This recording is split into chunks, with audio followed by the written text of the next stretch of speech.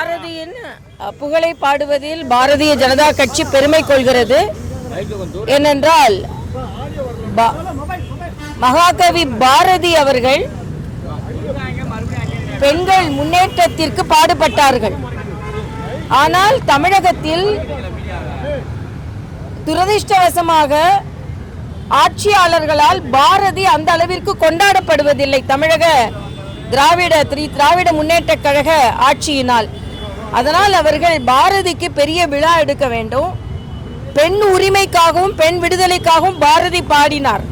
ஆனால் பெரியாரை பெண் உரிமைக்கு அடையாளமாக சொல்லுகின்ற இந்த அரசு பெரியாருக்கு முன்னாலேயே பெண் உரிமைக்கும் பெண் விடுதலைக்கும் பாடிய பாரதிக்கு பெண்களுக்கு மரியாதை கொடுத்தார் என்ற அங்கீகாரத்தை கொடுப்பது இல்லை. அது மட்டுமல்ல, இன்றைய பாரதிக்கு மாலையிட்டு விட்டு வந்து சொல்கிறேன், தமிழக அரசு பெண்களுக்கு எதிரான அரசாக இருக்கிறது என்று வலிமையான குற்றச்சாட்டை நான் இங்கே பதிவு செய்கிறேன். பெண்களுக்கு எதிரான குற்றங்கள் தமிழகத்தில் அதிகரித்திருக்கிறது.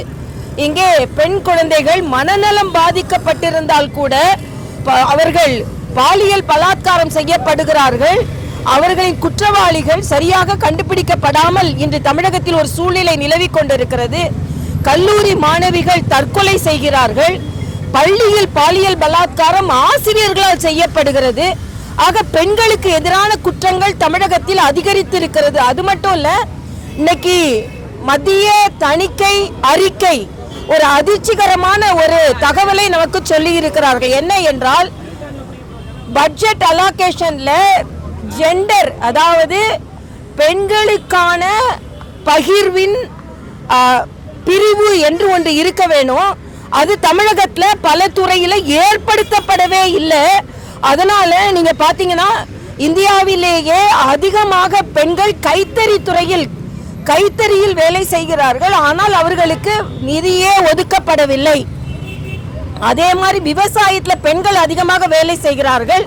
சென்ற ஆட்சியில் 7% இருந்த அந்த ஒதுக்கீடு இந்த ஆட்சியில் 0.9% மாறி இருக்கிறது. ஆக பெண்களுக்கான நிதி ஒதுக்கீட்டில் இந்த அரசாங்கம் முற்றிலுமாக தோல்வி அடைந்து அதற்கான பிரிவே ஏற்படுத்தப்படவில்லை என்பது மிக அதிர்ச்சிகரமான ஒரு தகவல். அது மட்டுமல்ல, போக்குவரத்து துறை மிகவும் நஷ்டத்தில் ஓடுகிறது என்பதும் மிகவும் அதிர்ச்சிகரமான தகவல். எல்லாவற்றிற்கும் மேலாக கரோனாவிற்காக ஒதுக்கப்பட்ட 256 கோடி ரூபாய் செலவிடப்படவில்லை என்பதும், 3575 ஆக்சிஜன் செறிவூட்டிகளில் ஏறக்குறைய 167 ஆக்சிஜன் செறிவூட்டிகளே பயன்படுத்தப்படவில்லை என்பதையெல்லாம் நமக்கு மிகுந்த வேதனை அளிக்கிறது. இதை அரசாங்கம் உடனே சரி செய்ய வேண்டும். குறிப்பாக பெண்களுக்கான பட்ஜெட் அலோகேஷன் செல் உருவாக்கப்பட வேண்டும் என்பது எனது கருத்து. மேடம், அரசியலை பொறுத்தவரைக்கும் பெண் ஆளுமைகளே கட்சி உட்பட எல்லா கட்சிகளுமே பெண் தலைவர்களே இல்லை, பெண் தலைவர்களுக்கும் உரிய முக்கியத்துவம் கொடுக்கப்பட வரல. இன்னைக்கு பாரதிய நீங்க என்ன சொல்ல விரும்புறீங்க? இல்லை, பாரதிய ஜனதா கட்சியில் நிர்வாகத்தில் 33% இடஒதுக்கீடு இருக்கிறது. அதனால்தான் நீங்க பாத்தீங்கன்னா பாரதிய ஜனதா கட்சியில் அதிகமாக பெண்கள் பணியாற்றி வருகிறோம். இது பாராளுமன்றத்திலும் வர வேண்டும் என்பதுதான் நம்ம எல்லாருடைய கருத்து. ஆனா மற்ற கட்சிகளில் இந்த 33% இடஒதுக்கீடு கூட கட்சி நிர்வாகத்தில் இல்லை. அதை கொண்டு வர வேண்டும். அது மட்டுமல்ல, சாமானிய பெண்கள் பரிதவித்துக் கொண்டிருக்கிறார்கள் என்பதை CAG அறிக்கை சொல்கிறது. அதையும் நான் இங்கே பதிவு செய்கிறேன்.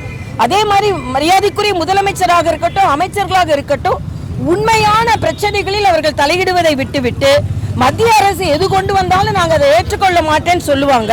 ஆனா மத்திய அரசு கொடுக்கின்ற நிதியை கூட சரியாக பயன்படுத்தாத சூழ்நிலை தமிழகத்தில் இருக்கிறது என்பதுதான் வேதனை. இன்னொன்று, அதானி அதானி அதானி என்று சொல்கிறார்கள். முதலமைச்சர் அவர்கள் அதானியை அவர்கள் சந்திக்கவில்லை என்று சொல்கிறார்கள்.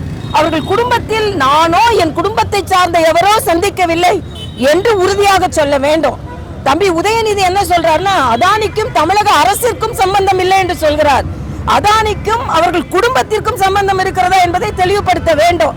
ஏனென்றால் ஒன்றுமே இல்லாத இந்த சோரஸ் அவர்கிட்ட இணைப்பு இருக்கிறது. அதையெல்லாம் விட்டுவிட்டு அமெரிக்காவில் அதானியின் பிரச்சனையை அமெரிக்கா உயர்நீதிமன்றம் பார்த்து கொள்ளட்டும்.